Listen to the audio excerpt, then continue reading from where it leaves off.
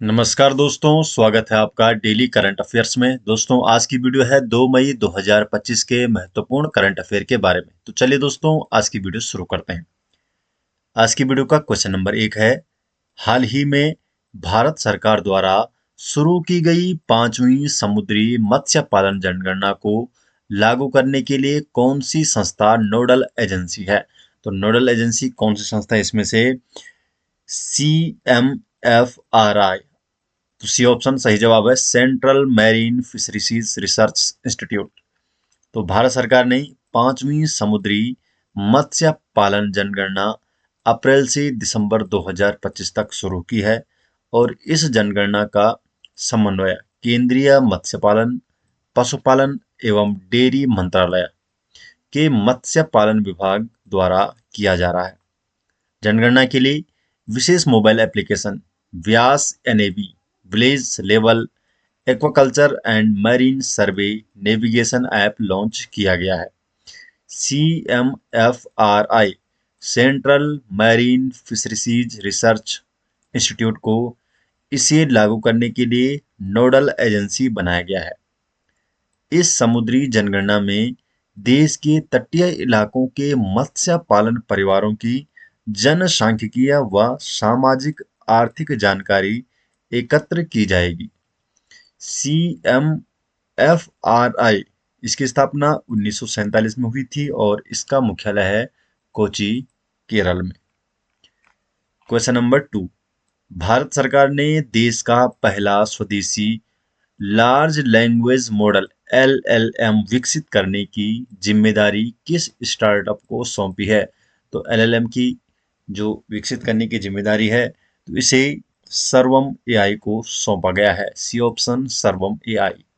तो भारत सरकार ने बेंगलुरु स्थित स्टार्टअप सर्वम AI को देश का पहला स्वदेशी LLM लार्ज लैंग्वेज मॉडल विकसित करने की जिम्मेदारी दी है। ये जो परियोजना है इंडियन AI मिशन के तहत शुरू की गई है, जिसका उद्देश्य है भारतीय भाषाओं और सांस्कृतिक संदर्भों के लिए उपयुक्त AI मॉडल तैयार करना। सर्वम AI आर्टिफिशियल इंटेलिजेंस का मॉडल पूरी तरह से भारत में विकसित व प्रशिक्षित किया जाएगा। ये 3 संस्करणों में आएगा, सर्वम लार्ज, सर्वम स्मॉल और सर्वम एज। क्वेश्चन नंबर 3 है, 2025 world table tennis contender Tunis में मिक्स डबल्स का खिताब जीतने वाली भारतीय जोड़ी कौन सी है? तो सही जवाब है मनुष शाह एंड दिया चिताले ने। तो सी ऑप्शन सही जवाब है। तो मनुष शाह एवं दिया चिताले ने 2025 WTT कंटेनर ट्यूनिस में मिक्स डबल खिताब जीतने वाली दूसरी इंडियन पेयर बनी है ये। इससे पहले 2021 में WTT कंटेंडर बुडापेस्ट में मनिका बत्रा और साथिया ज्ञानशेखरन ने ये खिताब जीता था। क्वेश्चन नंबर 4, भारत के 52वें मुख्य न्यायाधीश CJI chief justice of India के रूप में किसे नियुक्त किया गया है? तो भारत के 52वें मुख्य न्यायाधीश के रूप में न्यायमूर्ति BR गवई को नियुक्त किया गया है। न्यायमूर्ति BR गवई। तो राष्ट्रपति द्रौपदी मुर्मू ने न्यायमूर्ति भूषण रामकृष्ण गवई, जस्टिस BR गवई को भारत का 52वां मुख्य न्यायाधीश नियुक्त किया और वह न्यायमूर्ति संजीव खन्ना का स्थान लेंगे, जो 13 मई 2025 को सेवानिवृत्त हो रहे हैं। न्यायमूर्ति गवई BR गवई 14 मई 2025 को पदभार ग्रहण करेंगे और 23 नवंबर 2025 को सेवानिवृत्त होंगे। तो 14 मई 2025 से 23 नवंबर 2025 तक CJI chief justice of India की नियुक्ति अनुच्छेद 124(2) के अंतर्गत भारत के राष्ट्रपति द्वारा की जाती है और भारत के सर्वोच्च न्यायालय में अधिकतम 34 न्यायाधीश हो सकते हैं।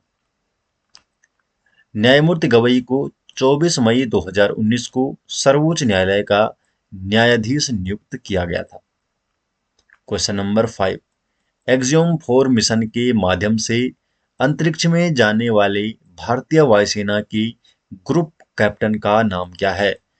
तो जो एक्सियोम 4 मिशन है, तो इसके माध्यम से जो अंतरिक्ष में जाने वाले भारतीय वायुसेना की जो ग्रुप कैप्टन है, तो इनका नाम है शुभांशु शुक्ला। तो शुभांशु शुक्ला है सही जवाब, शुभांशु शुक्ला। तो ग्रुप कैप्टन शुभांशु शुक्ला 1984 में राकेश शर्मा के बाद अंतरिक्ष में जाने वाले दूसरे भारतीय बनेंगे। और वे 29 मई 2025 को प्रक्षेपित होने वाले एक्सियोम 4 मिशन AX4 मिशन का हिस्सा होंगे।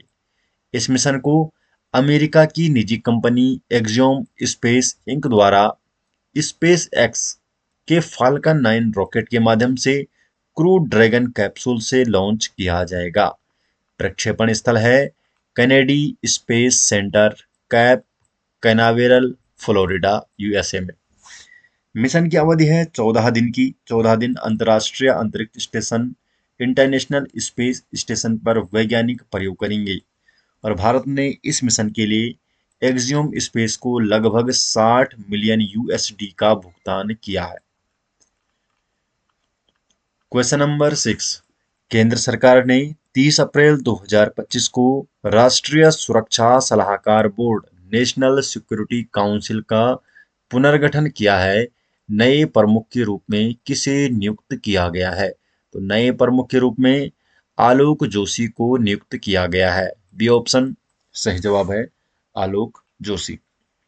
तो केंद्र सरकार ने 30 अप्रैल 2025 को राष्ट्रीय सुरक्षा सलाहकार बोर्ड का पुनर्गठन किया है और पूर्व raw research and analysis wing प्रमुख आलोक जोशी को इसका प्रमुख नियुक्त किया है। तो पूर्व रो प्रमुख को नियुक्त किया गया है आलोक जोशी को। राष्ट्रीय सुरक्षा सलाहकार बोर्ड जो नेशनल सिक्योरिटी एडवाइजर बोर्ड है, ये एक कार्यकारी निकाय है जिसे भारत सरकार के आदेश द्वारा बनाया गया।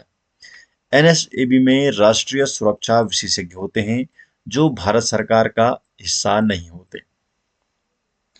आलोक जोशी 1976 बैच के हरियाणा कैडर के भारतीय पुलिस सेवा IPS अधिकारी हैं और वे पहले इंटेलिजेंस ब्यूरो में संयुक्त निदेशक रह चुके हैं और 2012 में रॉ के सचिव के रूप में कार्य किया था।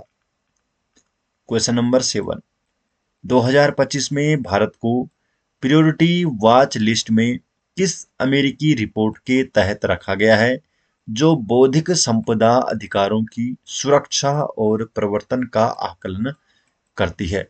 तो भारत को प्रियोरिटी वॉच इस जो रिपोर्ट है इसका नाम है special 301 report, special 301 report. C option सही जवाब है। डिटेल जान लेते हैं। तो USTR united state trade representative अमेरिकी व्यापार प्रतिनिधि कार्यालय जो अमेरिका की व्यापारिक नीतियां तय करता है। स्पेशल 301 रिपोर्ट है।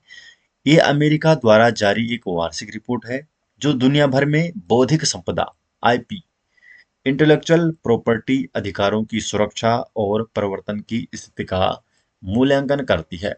जो प्रायोरिटी वॉच लिस्ट है, प्राथमिकता निगरानी सूची, ये उन देशों की सूची है जहां बौद्धिक संपदा अधिकारों का सबसे गंभीर उल्लंघन होता है। भारत को क्यों रखा गया है प्रायोरिटी वॉच लिस्ट 2025 में?